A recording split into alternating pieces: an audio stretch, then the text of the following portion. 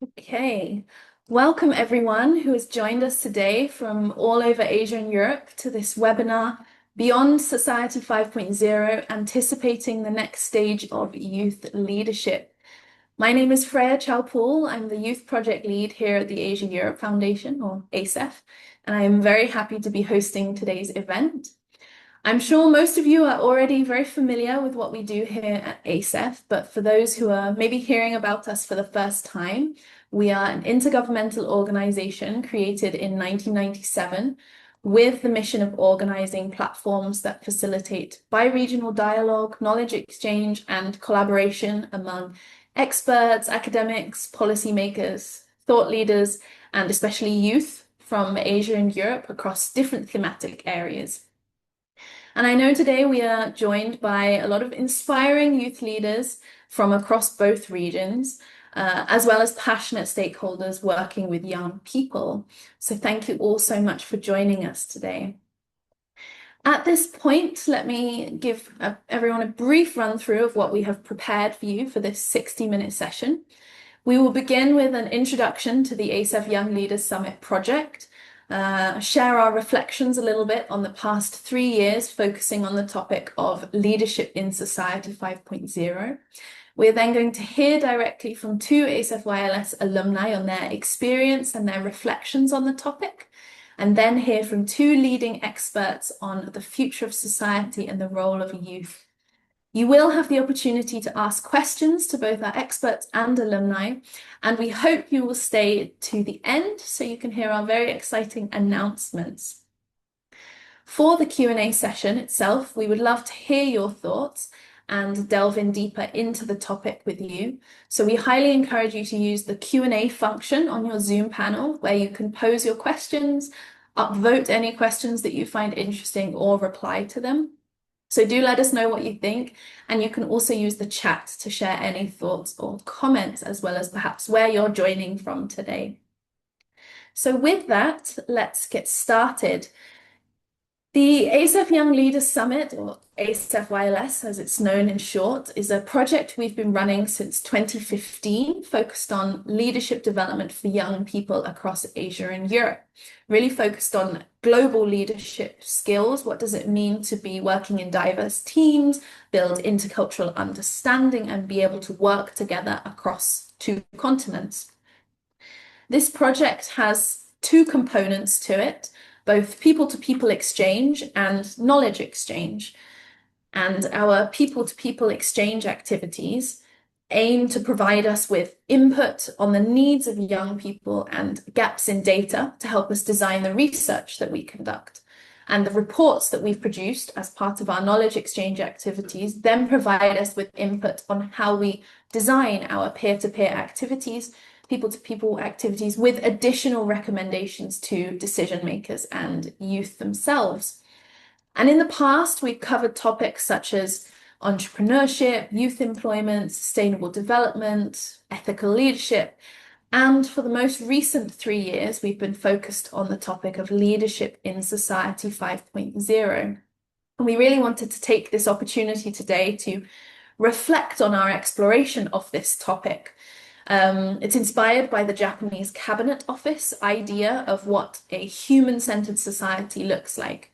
Now that we have technology, how can we use it ethically, inclusively, and sustainably to solve societal challenges?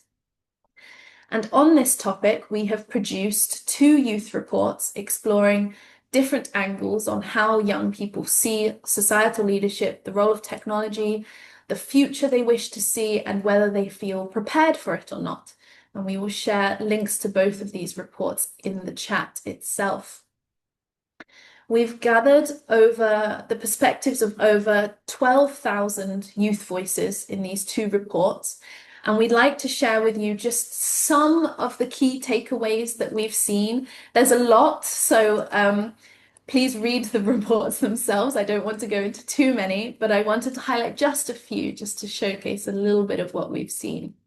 So, firstly, young people believe that empathy, equality, and justice are the most important values and most important human values that they stand for. They believe that human values should be integrated into technological solutions and innovations, but fewer believe that actually the leaders of their country are taking these human values into account already in decision making. Young people believe that poverty, education and healthcare, and climate change are the most urgent social and societal challenges that exist currently for across Asia and Europe. And they are very aware of the risks of using technology to address societal challenges, but slightly less aware of the benefits and the opportunities of using technology. Young people believe that job skills will change in the next 5 to 10 years. And they also believe that both soft skills and technological related hard skills are equally important to develop to be able to address societal challenges and for the future of their careers. Now, these are just some of, as I mentioned, a few of the insights we've seen over the past few years. There are plenty more in the reports themselves, so I encourage you to read these.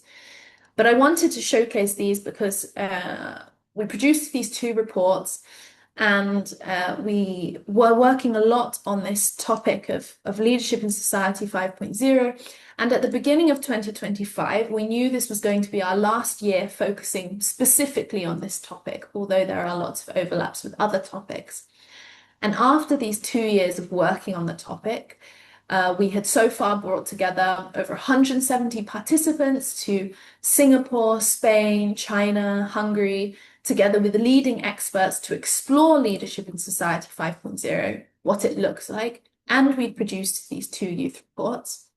But at this stage, we had had numerous young leaders say to us, well, it's all very well and good learning and reflecting on what Leadership in Society 5.0 means conceptually, but what does it look like in practice, and how can technology actually be used? How is it being used already in society? So for our final year focusing on the topic, we designed the 6th edition of the ASEF Young Leaders Summit in response to this call. So in 2025, we selected 89 participants to join the ASEF YLS 6. They began with learning about the topic Leadership in Society 5.0 from experts, and were then grouped into 10 diverse teams to collaboratively find and write about case studies from Asia and Europe that showcase how technology is being used to solve different societal challenges. And the teams presented these case studies at the World Expo 2025 in Osaka, Japan. And we are very happy to announce that the publication of all 40 case studies has been launched. The publication is a collection of real-world case studies that showcase how technology can be applied to address pressing societal challenges that we face across Asia and Europe. Moving beyond theory that we had learned and explored, this report really highlights practical on-the-ground solutions that bridge the gap between innovation and implementation, really demonstrating how ideas can be translated into meaningful impact. These case studies draw on really diverse contexts and sectors and explore how digital tools, emerging technologies, and innovative approaches are really being used to tackle issues such as access to healthcare services, sustainable waste management, and the future of agriculture. These are just some of the societal challenges we explored in the publication.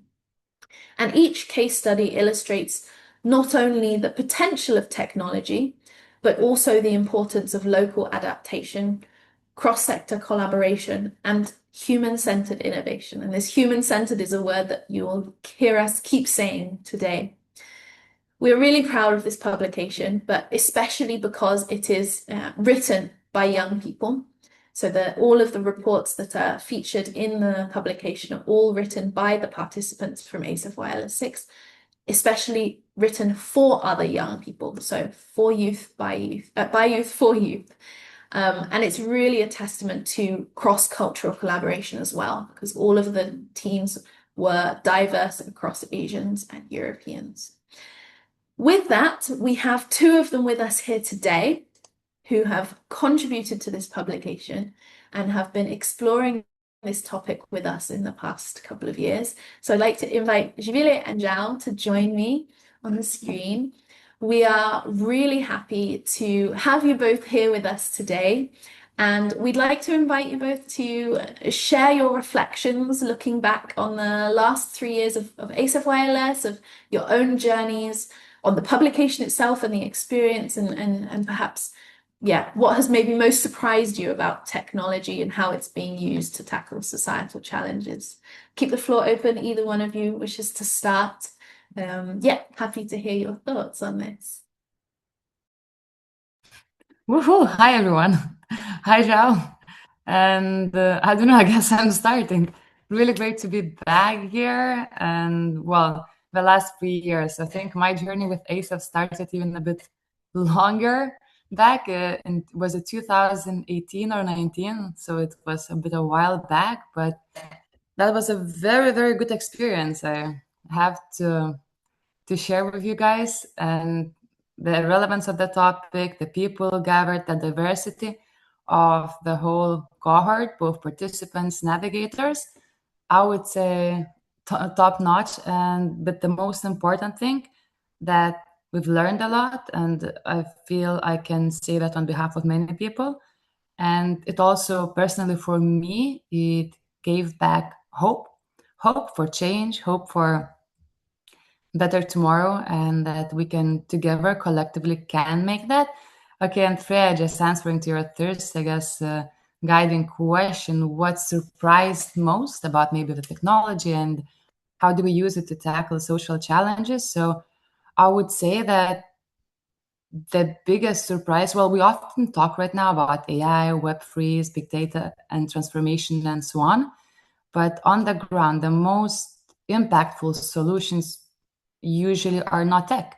It's all focused on the community and people and relationship. And even if we go through all the reports, all the case studies, what's been discovered and researched, it all starts with the people, community, trust, and then how do you apply the technology to actually make that happen? So I think that was a great validation that tech is here not to replace us, it's here to help us. And in order to do that, we need to think as a collective and don't forget that human centricity and human touch. So I think that would be something that I've been very happy to rediscover and have a confirmation across different continents. So yeah, Zhao, maybe you have something to add. Yeah, sure.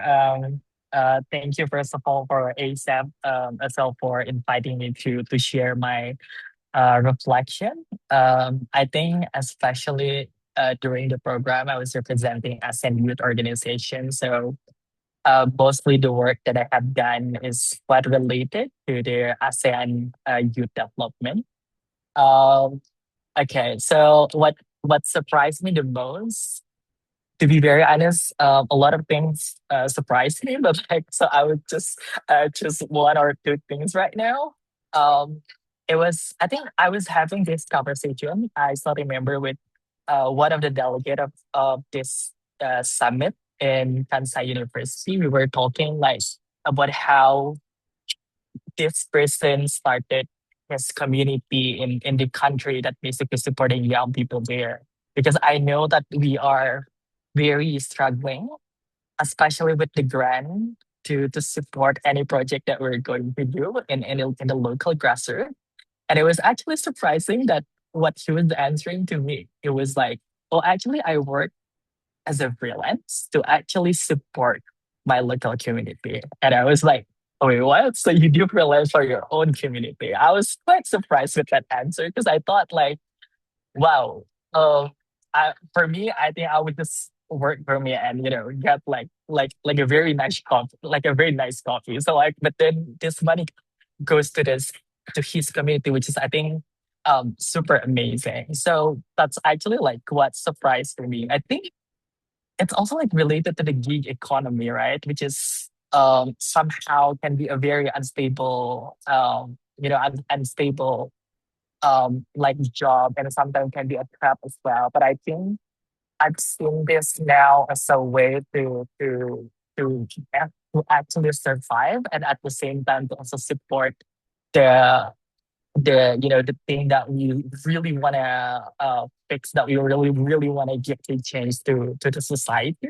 So I think that's also give the freedom to the people, or at least to the young leader who have less exposure, to have a more like flexible movement in this in this kind of like actual movement. So I think that's very surprising for me.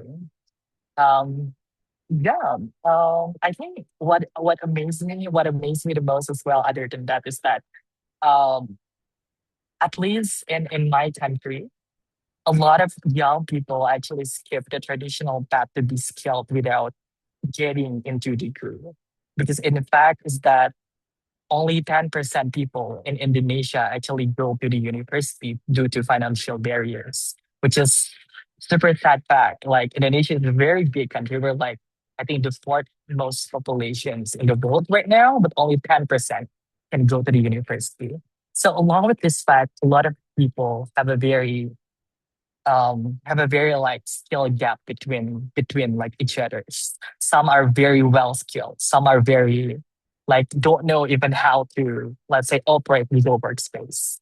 So they're teaching themselves through the the internet, like YouTube, TikTok, or anything, which is like open source communities, which is I think super interesting. So using only their phones to actually like building something. And I met this one friend of mine who didn't go to college, but she built basically an applications and also like a website platform to serve athletes in Indonesia to have a better welfare, which is I think super interesting because he was an athlete and he understood how struggle it was to be an athlete themselves. But at the same time, she didn't go to the college to let's say to learn about the coding, to learn about how to build an application, UI UX. But like okay, he taught himself through this open source internet, which is I think super interesting. So I think from this from this kind of thing as well, I would say that young people now, in terms of the leader, um, it's not going to, I would say like it's not going to ask permission to lead. We're just creating the solution by ourselves, which is I think uh quite powerful to give the change to the society. So yeah. Mhm. Thank you both. I love that phrase, like not asking permission to lead. And that's something we I think we see a lot in this program, that we have to communicate and say we're not bringing the future leaders together. We're actually bringing people who are already leading in their communities in some way together. And just because they maybe don't have the same level of, work experience as the experts that we bring in to talk about the topic doesn't mean they're not already leading in some way. And that's a really interesting thing to reflect on. Before we worked on this topic, we did work a little bit more closely on ethical leadership as well. And we did a report at that time that was really interesting because we found that young people, there was a difference in young people between Asia and Europe on whether they defined themselves as a leader or not. People in Asia were maybe less inclined because culturally there's more hierarchy and these different levels of how they see the societal structure, that even though that in a alternate view we see them as already driving things in their community, they didn't want to give themselves that title of leader. And that was a really interesting thing that we observed as well then. But I also really liked this question of hope that you brought up, or the word of hope that you brought up, Shibile. I think it's so important that we are able to ensure that there is hope and we can have this positive view.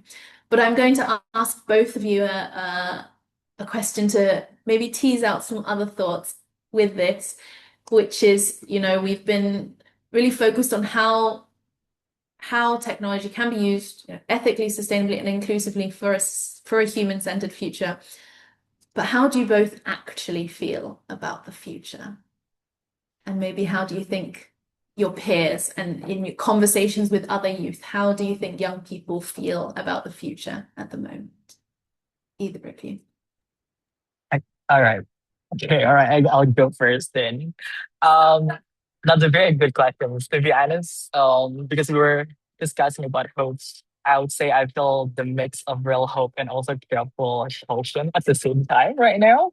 I think what makes me the most optimistic is seeing how this technology actually has become like a great equalizer. So we move past the days when I think young people, and I think let's say in rural areas, at least in my country, had to wait the moment to be heard, had to wait the moment to give the solutions to the society. But I think now, like a student from this area can actually do a very powerful thing by just using their phones through the social media by giving by giving the influence to the people, by giving the awareness of how and also what is happening in the area that they actually have right now. So I think that's also makes the future even more inclusive with the technology that we have right now.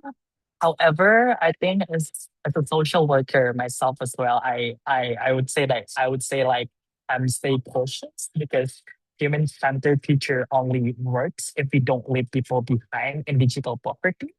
So I think the word poverty was popped out as the first number on the report as well. So I think it's not just about who owns the phone; it's about who actually understand how to navigate a world run by the algorithms right now. I also worry about the digital burnout. There's so much pressure on young people to be always on and also productive to just get updated on any political issues happening right now, which just isn't sustainable for their mental health. So we have to always make sure, I think, we aren't building the future that only high tech, but make it like low human. So yeah, I feel like we're, I would say, in the crossroad between it. So yeah.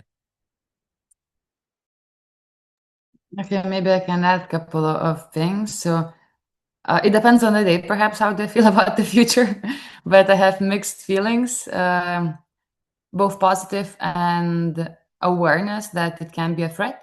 When it comes to positive, I think we already heard Zhao was sharing how much access in the rural area we can provide with digital information, access to education, access to decision making. We can see clearly the leadership growing. And after our on-site meeting in Japan and meeting everyone, all the young leaders, and seeing already that transition since my last active interaction in such a global event nearly a decade ago, I can clearly see the shift that no matter what kind of type of culture, country, is it more hierarchical, less hierarchical, we can clearly see that the youth is right now not asking for that permission to act and to lead, which is I see as a very positive sign because the future isn't something that happens to us. And I think Dr. Lisen and Carsten will dive in later a bit also, I guess, about the future part, but it's also what we create, right?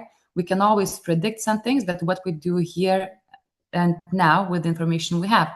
So I'm clearly positive if that information gets into the right hands, to the right people, we can definitely reflect with technology the diverse society.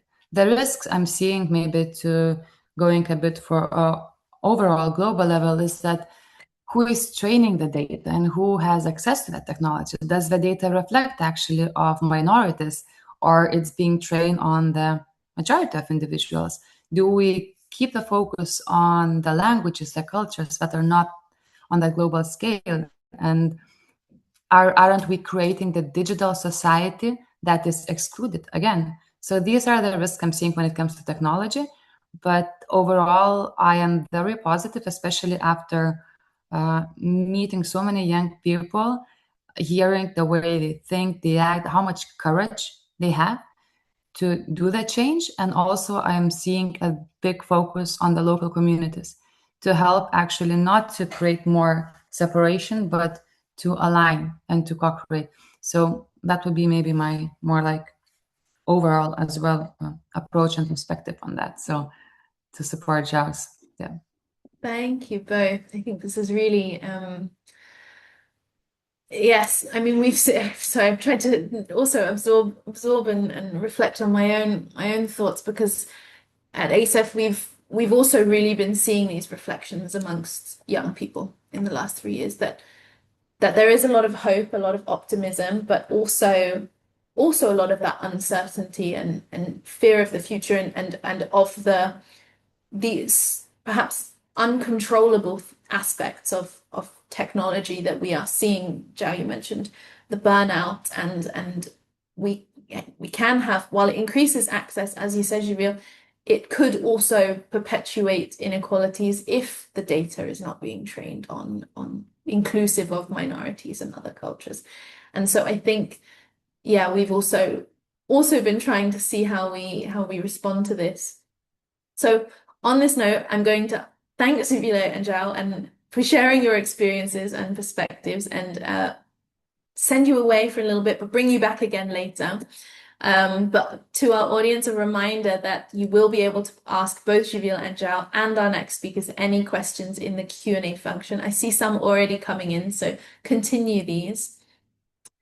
But following this conversation on the future and how Jibril and Zhao and we have seen the future, while it is, one thing for us at ASEF to observe this, but we have also, of course, been consulting a number of futures thinking experts from across Asia and Europe to contribute to the conversation, the dialogue. And so we are very happy today to have with us Mr. Carsten Beck from the Copenhagen Institute for Future Studies and Dr. Lizan Parente Kalina from the Development Academy of the Philippines and the Philippines Futures Thinking Society, to discuss a little bit and join us today to reflect on the future of society and the role of young people in it. So thank you both for joining us today. One thing I wanted to sort of start with, because both of you are experts in this field, you've been working in it a lot, but we know also that the concepts of futures thinking, foresight, anticipation can sometimes be used a little bit as buzzwords and thrown around a little bit like this. Perhaps I could invite you both to share maybe some definitions, or how would you describe these concepts, especially if they're new concepts to some of our audience, and maybe reflect a little bit also on why is it important that we think about the future? Why is it important? Why should it be important for young people nowadays? Either of you like to begin? Please. Yeah, okay. Then I'll start. Thank you, Freya, and first of all, big thank you to ASEF for organizing this. It's been a pleasure working with you over the last couple of years, and I do agree, Freya, what you said about foresight and futures thinking or studies or whatever we call it. Is there's a buzzwordy element to it, but there's also an urgency right now. I've been a futurist for 35 years, and I can tell you when I started as a young person working with foresight, we were looked upon as weird, as someone who was able to predict crystal balls, and then you name it. Today we see, sorry. Not only amongst young people, but throughout all kinds of organizations, that the future, and when I say the future, we talk about medium-term future, so not what happens next year, but the next 5 to 10 years, is taking is being taken more seriously, because we have these huge opportunities. Zhao and Cyril talked about them, but we also have this sense of threats or lack of agency, inequality, when it comes not only to the use of technology, but also economic development, macro political trends, etc., etc. So right now, and sorry about my voice today, it's a little bit off. right now, I think it's very, very important that the young leaders and young people throughout the world raise their voices, because organizations are increasingly having a focus on foresight. So if the voices are not raised now, the train will sort of leave the platform without this diversity of voices. It's not about sorry, not about predicting the future, I would say, but it's maybe to have more honest conversations. I think it was you, Jao, or Civil, who mentioned uncertainty.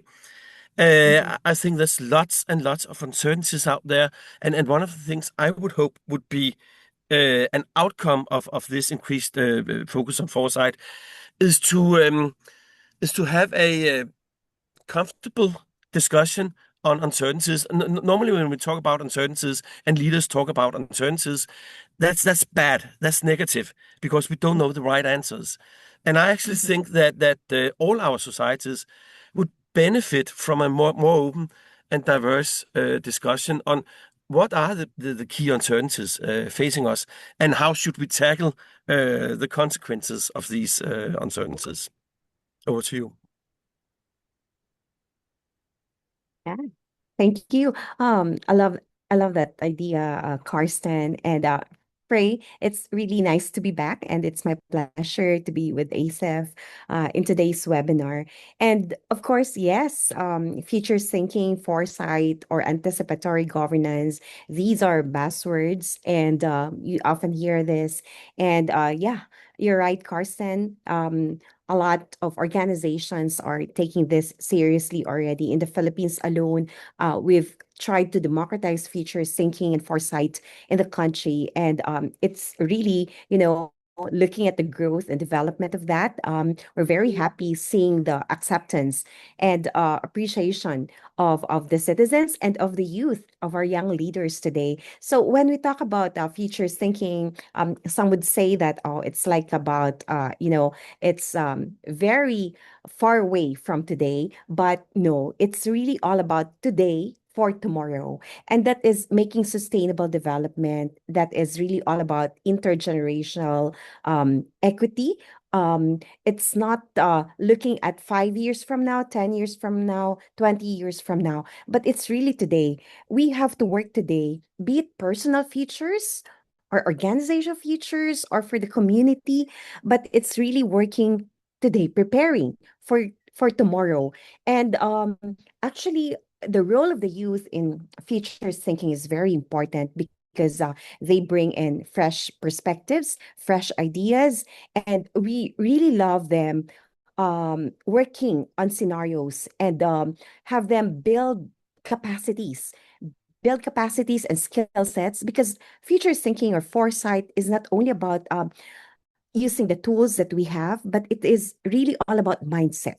So what behavior, the knowledge, the skills that we want to influence them, especially with policy and future readiness of our society and of our organization, of our country.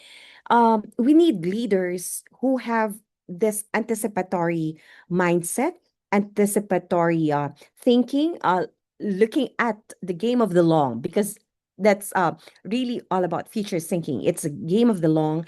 And when we look at the soft side of it, looking at the soft power, future thinking, as we convert it in our own culture, we're looking at it as Hiraya Manawari. That's our language, because we need to indigenize foresight and futures thinking so that there will be a deeper meaning and connection. So it's future thinking and foresight. It's ethical. It's about love, concern. It's about our values. It's about cooperation and collaboration. So it's very important that our young leaders today must deep dive into foresight and futures thinking. So I'll end there, and we can open the discussion to more questions. Thank you, both of you. I think these are really, really important insights into, yeah, why is it important, but also from your different perspectives, because you've both come into this topic, I think, from very different pathways as well, both of you in your careers. and also act on this topic of future thinking in different contexts as well, with government, with consultancy, with businesses, and but both, I think, for similar goals, right? For the sake of society. Okay, I think I'd like to ask a little bit more. I'd like to dive into a question that I might throw at you a little bit. But what is something that that perhaps you, how to say it, how, if you in the future are looking back from, say, 2035, 2036, 10 years from now, what would you hope that today's generation of young leaders will have done differently, or what would you have hoped they would be working towards in how we design and govern technology and approach society? What should our young people be, especially those in the audience today, thinking about? What do you hope they'd be thinking about, working towards now in the present? Well, that's a good question, Freya. For me, maybe two words stand out. One is diversity, and the other is hope. One of the things that actually sometimes concern me, also in foresight processes, whether it's youth organizations, it's the United Nations, or it's the McDonald's of this world, is that we hear the same voices. We might strive for diversity, age-wise, gender, the city, countryside, all of that, but I still see a lot of processes where we don't actually manage. To be not critical of all of us, but I mean, for leaders, for all of you participating in this call, I would imagine having these conversations about foresight is a wonderful opportunity, and you probably already do it. But the people in societies and organizations without a voice, how do we engage those? I still find that super difficult. So if anyone could help me, please chip in. And then also, and once again, sorry about the voice. And this is maybe a European thing to say, but at least from our perspective here in Copenhagen, it is as if hope is declining a little bit. I don't think that's a global thing, but when you look to young people in Europe, hope and positive expectations to the future, whether it's societal or individual, is it's an uphill struggle right now. And I'm not suggesting we should not talk about things that are difficult, not talk about that, and not address the super negative consequences of tech or whatever. But I do have this personal belief that conversations based on participants feeling that of course we can change the world for something better. We don't just use band-aids and sort of try to make do with whatever we have. I think that's a better process. But in Europe right now, sorry, we can see in some of our numbers, in some of our studies, that it is declining a little bit, and these positive, probably also normative visions about the future, I think we need more of those, and we lack them. Yeah, actually, I really agree with articulation of Karnstein, and when you said about hope and without a voice, and we need more conversation. Yes, that's very important. And what we should work on today really is our shared values, our shared commitment towards that feature. Technology is not enough. We all know that it's a tool, but of course, we make it to leverage what we want for the growth and development of our country. And the youth of today, for me, based on my observations and perceptions, like they're embracing a lot of challenges, issues, and problems. And it's of course it's heavy to carry on, but I think what should be done is that we need to take all of these challenges and issues into a positive perspective, right? We're always saying that it's a VUCA world full of volatility, uncertainty, complexity, and ambiguity, but we can turn that into positivity. So while we look at vision, understanding, clarity, and agility, I think we'll be able to give or recommend more solutions that are ethical, comes from the heart, solutions that from the heart, and the honest observations. Because doing policy foresight, it's not all about based. Of course, we need evidence-based um, handles, but it is also coming from our values, from our culture, from our beliefs, so that the shared values and commitment are not only driven from, you know, um, superficial ideas and, recommendations, but really those coming from the heart. And these are genuine ideas, concerns, and recommendations towards a better future. Hmm. So lovely. And to take a pause on this, because it's such a nice thought. But it is, I'm really grateful for both of your answers actually, because I think it's good reminders, I think, also following Jivile and Zhao's sharing as well on how they see both hope and uncertainty and caution as well. But I think hopefully in 10 years' time, we will also have seen today's generation be able to embrace these values and these mindsets. And that's what we hope to see more. Thank you very much, Carsten and Lisa, for your insights here. I think these reflections have absolutely prompted a lot of food for thought. I'd like to invite Zhao and Jivile back to join us, and I'm going to stop sharing my screen for now so that we can see everyone nicely.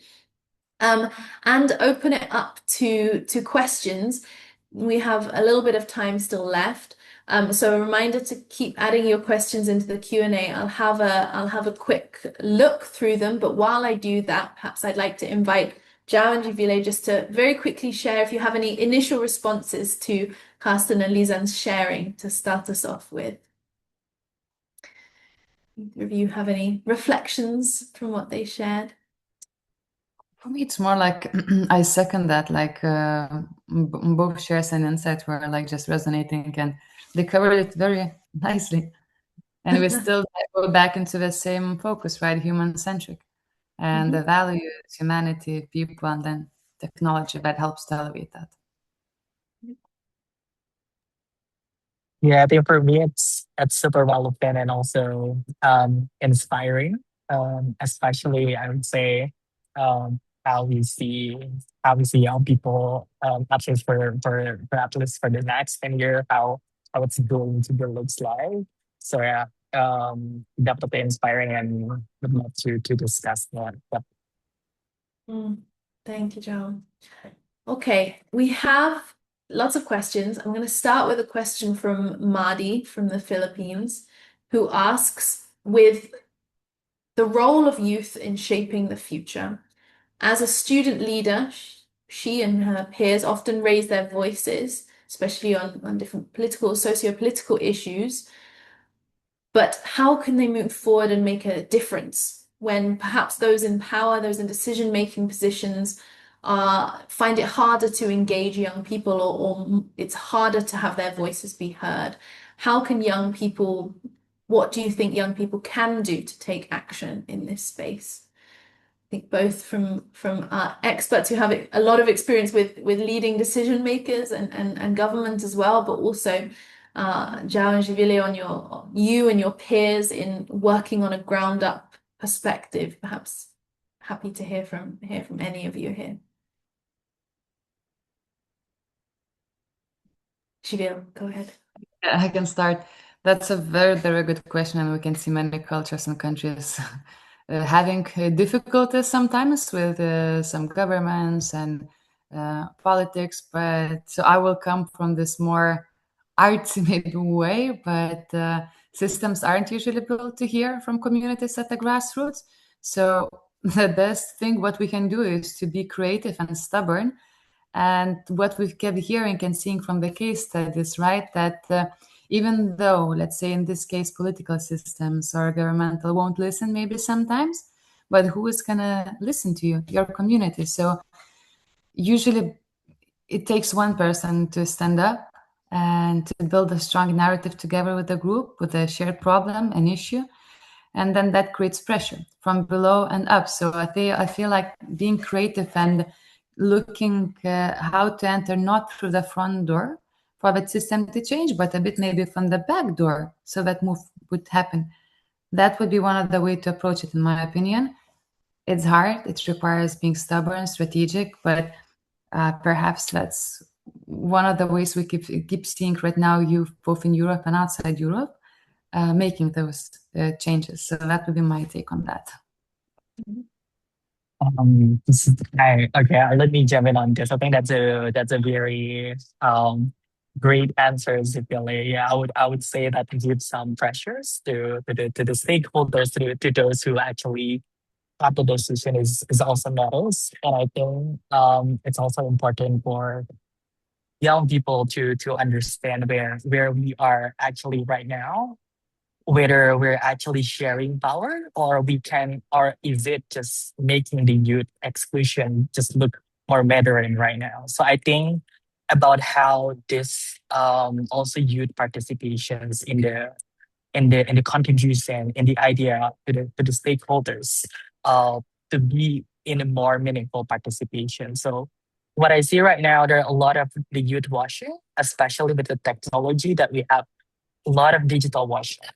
Like it happens a lot with me when people just invited me to like, okay, like a Zoom call. Like I don't even get asked, but then by the end of the result, there's like my picture. Like, oh wow, that's a youth participation. So that's, let's say, where the consultation is not happening. Sometimes the consultation is happening, but the meaningful influence by the youth is not actually like really there. So I think if we don't have this understanding by the youth, we might also not be able to understand like how we can give the change to the society, to ourselves as well. Yeah. Thank Yeah. you, Joe. May I add on that? Yeah, so I agree with Chevelle and Zhao. Yeah, one can take the lead to inspire and to empower our young leaders. And you don't have to be so persuasive to encourage and empower them. As John mentioned, there are a lot of technological platforms already available. But when we started this future thinking, for example, we started with you can count them in your fingers, like 4 of us, 5 of us. But because of our passion and commitment to really democratize this one, we're able to make it as a national agenda already in the country. It's difficult though, but if you use soft power culture, it will be easier. It's not hard selling at all. So it's really up to them if they will join in the conversation. So conversation is very important. Communication. How do you put the right message across? And encouraging and empowering the young leaders to be part of community building, as Shival mentioned. You can talk to your community. You can have one or two, and eventually it will become a bigger community for everyone. To be part of it. Thank you, Carsten. Yeah, I agree to all that has been said. And if I can just be the old conservative, boring guy here as well, you also need to look at where are decisions made in your systems and in your countries. So even if the front door is closed right now, or it's difficult to break open, we need to have honest conversations about in which fora, which organizations, at which levels are decisions being made? Because as Mr. Zhao said, otherwise it's just youth washing, and that for me is still a dilemma. Personally, I believe in people meeting physically. So people my age and my gender sitting together with a more diverse team in the same room, wargaming or whatever. So for me, it's physical meetings, but also the honesty. Where are decisions being made in your system? Sorry. Thanks, Carsten. Okay, we have a lot of questions, a lot of very interesting questions, which is really exciting. There's a lot of enthusiasm here. I know, Carsten, especially, you have a lot of experience in the area of mega trends as well, in how we see the future. And Lisa, you too. We have a question from Paul, who asks, in a world rapidly shaped by technology, how can young people, as they are progressing, ensure that progress in society does not outpace humanity? What are your thoughts on this? It's a very big question, I know. Yeah. Yeah. Oh, that's a wonderful question. I would actually like to invite all of you to my next meeting starting in 15 minutes, because that's on the agenda here at CIFS as well. The thing is, once again, if I should be the conservative, boring one, there are certain political and economical factors that we can't change in the short term. In the long run, everything can be changed. I do agree to that. We had a big conversation yesterday here at CIFS about what are the goals for Europe, once again with a European perspective here. And we talked about they should be human-centered, obviously, quality of life, happiness, whatever kind of a metric you use. But when we look at institutions, including in my own country in Denmark, but also the EU Commission, it is still about growth. And I'm an economist. I love GDP per capita, I can tell you. I'm a very big fan. But these conversations, they've been there for many years. They have not really changed. We are having the same conversation, and I'm all for changing the system, but I need better ideas right now for that. But I invite you, all of you, my next meeting starting in 15 minutes. Thanks, Carsten. Lisa. Yeah, well, actually, sometimes if you look at of course, the conversations, it's all about conversations, and it's all about, you've been doing a lot and contributing a lot on how to resolve the problems and challenges that we have right now. But it's all the same. Sometimes you are hopeless. How can we, right? How can we resolve these issues and challenges? So what are the gaps actually? What are the governance gaps? Because there's so many laws, policies, everything. We have the rational tools and all. But really the question is why still these things are going on. So I think it's really all about mindsetting, changing the mindsets from may be traditional to modern mindset. And there are a lot of mindsets that can affect our knowledge, skills, and behaviors. And I think we need to go deep dive on that. It's not only about rational things and tools, but it's really about, deepening our culture, values, and a shared commitment. Yeah. Thank you. Zhao and Jivila, I'd like to hear from you as well, but I'm going to sort of add a twist to this question in, do you think young people see progress differently also? Is there a different sense of the type of progress that young people want and see? What does it mean to young people? I would say yes. I would say that there are a lot of progress, and I think there are a lot of optimistic hope, of course, in this one. I think that as long as we make sure that um, let's say the technology serve the human needs and not just for profit, and as long as we also focus on participation instead of just consumptions, I think we're heading toward the future that doesn't just work for better, but actually feels more human-centered, I would say. In Indonesia, we have this thing called gotong royong, which is translated to be mutual aid.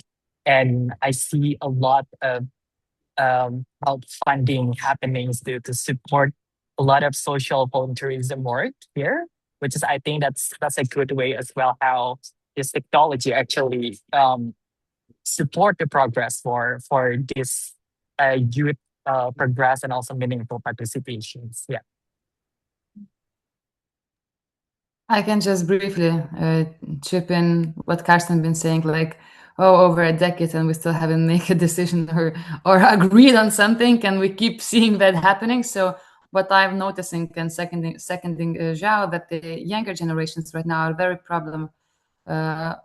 focused on the problem solving, right? So they're really getting into getting things done. Does that really makes a difference? If not, bye. Let's focus something that generates value and create value, both human and monetary. So I think that's the biggest change we're seeing in the youth, and they have courage to do that because before we did not have it. We were trying to figure out the systems. Now systems are more or less clear, what's working, what's not, and young people are acting on that. So hopefully that in all the countries the voices will be more and more heard and included, not just in this like up and trendy countries, but everywhere. It will shift slowly. Okay, thank you so much, all of you. We are slowly running out of time, I'm afraid. So thank you again to all of you for putting your questions in. It was really, really interesting. I think there's a lot of curious minds out there, which is really nice to see. A huge thank you to all our speakers, to Karsten, Lisa, and Javier and Zhao for joining us today. We're really grateful for all your contributions. And before we finish, I know I promised some exciting announcements. So I think this is that time exactly. Following this really interesting conversation, we are very, very happy to announce that the new topic for the ASEF Young Leaders Summit is going to be Anticipatory Leadership for a Human-Centered Future, focusing on exactly these topics. We are defining this topic, or through this, we hope to be developing developing an anticipatory leadership mindset for our young leaders that join our upcoming programs, that we will get to strengthen their capacity and habit of using the future to inform the present by analyzing trends, that they will be able to be challenged to explore a range of future scenarios and using the insights gained to question assumptions, adjust their leadership style, and take collaborative adaptive action that move systems towards more equitable and sustainable futures that we look for in a human-centered society. But it doesn't stop there. Not only are we very happy to announce the new theme today, but some of you might have seen this image on our social media channels. And we are very happy to announce that the open call for applications to the ASEF YLS Capacity Training 2026 opens tomorrow and will be open until Tuesday, the 12th of May. So we hope to receive many applications from all of you here today, especially if today's discussions have really sparked interest in you. You will be able to hear more from both Karsten and Lizanne and other experts during the program coming up. You can sign up to our youth mailing list on the screen to be the first to receive information and the application form tomorrow. And on that note, I'm afraid that is all we have time for. But thank you again so much to our speakers and for all of you for joining us today. We really hope to see you all again very soon. Thank you all. Thank you. Take care, everyone.